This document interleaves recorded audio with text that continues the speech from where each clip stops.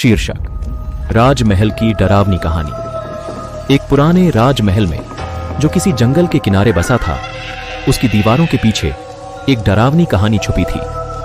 लोग कहते थे कि रात को उस महल में आत्माओं की संगीन आवाजें सुनाई देती हैं। एक दिन एक वीरान युवक नामक विक्रम महल के पास आया। उसने सुना था कि महल में डरावनी घटनाएं होती हैं, परंतु उसकी नासमझी और उत्सुकता ने उसे महल में प्रवेश करने के लिए मजबूर किया।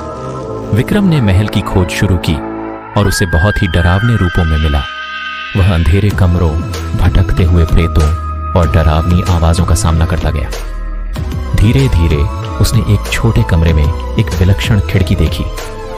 उसे एक वृत्ताकार चिल्लाहट की आवाज आई। धीरे धीरे विक्रम ने खिड़की खोली और वहां एक छोटी सी दीपक जल रही थी। विक्रम ने देखा कि वहां एक पुरानी किताब भी थी, जिसमें राजमहल की रहस्यमयी कहानियां लिखी थी। उसने पढ़ा कि एक समय के राजा ने इस महल में अपनी प्रिय रानी को खो दिया था और उसका आत्मा अब उसी कमरे में विचरण करता था। विक्रम ने अपने हौसले को जुटाया और कहा, रानी जी, क्या आप भी इस कमरे में हैं? कृपया मुझसे बात कीजिए।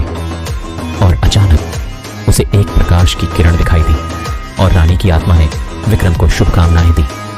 उसने कहा, धन्यवाद युवक, तुमने मेरी आत्मा को शांति दिलाई है।